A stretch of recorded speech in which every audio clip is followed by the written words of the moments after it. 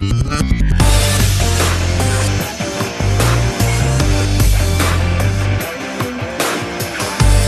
la República Dominicana soy Ivonne Ferreras. Señores, hoy un día muy especial. Los ojos del mundo están puestos en Estados Unidos, están puestos en las elecciones que se celebran en este día. A esta hora, temprano, todavía no se tenía cuáles eran los resultados bastante claros y de las elecciones. Lo que sí se tenía claro era la diferencia con un pequeño averaje que le daba al candidato Biden por encima de Juan Donaldo Trump, los dos que polarizaron el Partido Demócrata y el Partido Republicano estas elecciones. Definitivamente los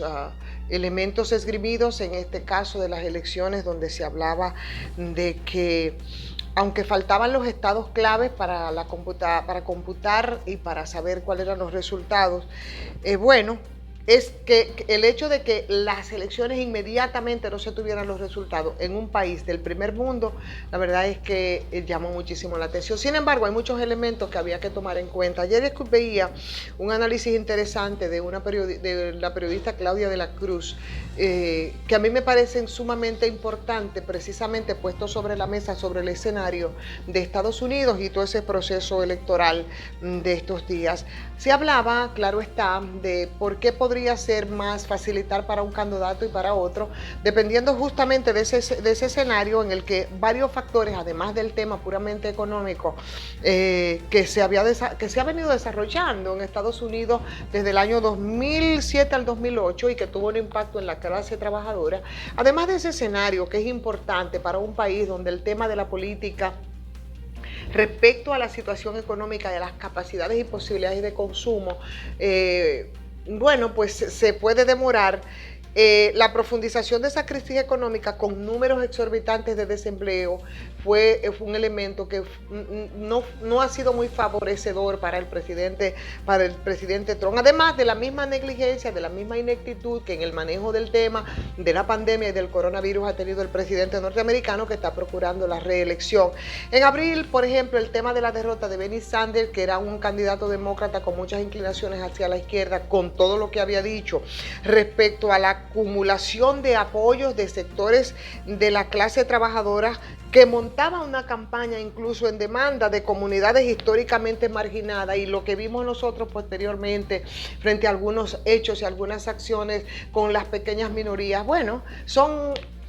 elementos también que son importantes poder poner sobre la mesa como resultado de lo que han sido estas elecciones, que son históricamente, señores, importantísimas, con una integración de la gente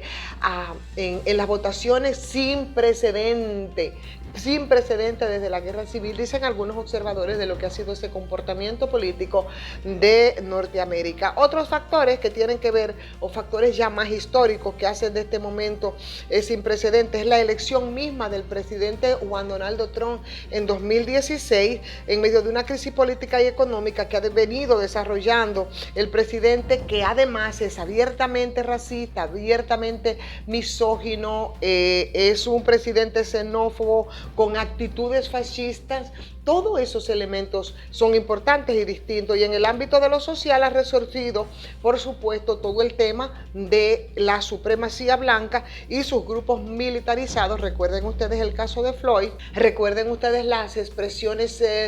que se dieron ahí de protestas y de manifestaciones no usuales en esa sociedad norteamericana, y que, como hemos dicho en otras ocasiones, no tenían absolutamente nada que ver con lo que ha sido eso que es cotidiano. Por ejemplo, ver un policía blanco maltratar a un afroamericano es lo normal, con una minoría que apenas abarcan el 13%, y que más allá de esa comunidad afroamericana también incluye a latinos e incluye a mujeres. Entonces ese es otro elemento. Pero está también el estallido social que se desborda a finales del asesinato de Floyd. No solo fue por esa expresión y la situación de los afroamericanos, como les estamos diciendo. Significa entonces, señores, que la situación en Estados Unidos ha sido muy, muy, muy particular en estas elecciones. Las expectativas están, los anuncios de fraude por quienes manejan todo el poder, que es quien se quiere repostular, en este caso el presidente Donald Trump, bueno, pues también es algo que tú te parecía improbable ver, aunque hubo experiencias respecto a esto con Al Gore y Bush, ¿recuerdan? Bush hijo, en fin. Que ahí está, las expectativas respecto a todo eso yo creo que simplemente hay que esperar y ver los resultados finales del comportamiento de este proceso importantísimo, sin precedente. 95 millones votaron previamente por todo el tema de la campaña a través de manera no presencial. Eso es mucho más del doble incluso de lo que había sacado el presidente Donald Trump en 2016, que fueron unas elecciones muy tímidas con una abstención bastante alta. Trayéndonos al ámbito de lo local, en el día de ayer, señores, el Senado del presidente Luis Abinader se reunió con los senadores de su partido y por supuesto con los partidos aliados, porque justamente hoy se nombra los jueces de la Junta Central Electoral. Bajo mucha presión política, bajo mucha presión social, se produciría entonces esta selección, y es una especie como de pulseo lo que se estaría produciendo precisamente para tener unos miembros de la Junta Central Electoral de manera independiente. Aquí, en ese encuentro cena que se hizo en el Palacio Nacional, podrían ocurrir dos cosas. Sí,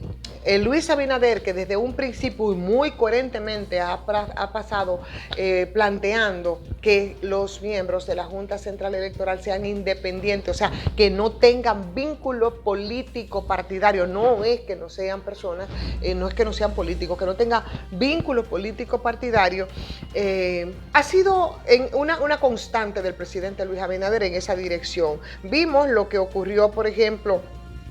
con Eddie Olivares, que era una persona vinculada al presidente Hipólito Mejía, que dentro del PRM no ha estado postulando, lo mismo que el presidente Luis Abinader, aunque en algún momento había dicho que sí, pero la lectura correcta para los que tienen un poquito más de sagacidad es sí,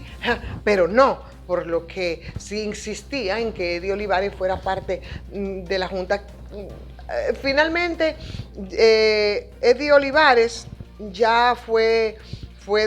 separado y no va a acudir, ¿verdad? Una persona técnicamente con absolutamente todas las condiciones para cumplir con esa tarea. Lo que queda ahora entonces es el pulseo que se está produciendo precisamente aquí. Si al presidente Luis Abinader entonces le imponen un candidato que tenga vínculos políticos partidarios, sería una lástima y sería una especie de haberle tumbado el pulso al presidente Luis Abinader respecto a otras posiciones. De lo contrario, sería entonces una pena y una lástima, porque sería una especie de volver atrás, de echar una mirada hacia atrás y volver, señores, sobre el tema de la institucionalidad con sus debilidades, con la falta de credibilidad de una Junta Central Electoral en la que cada vez que nosotros tenemos elecciones estamos al salto de la pulga, porque esa institución que funciona como árbitro en medio de un proceso que es el instrumento legítimo, democrático que tiene la población en sus manos para ir a expresarse respecto a los cuestionamientos, ¿no?, que pueda tener en el desempeño de los distintos gobiernos. Si ese instrumento no tiene credibilidad, viviremos nosotros otras experiencias como las que acabamos de vivir, por ejemplo, tan traumática ahora en febrero de este año.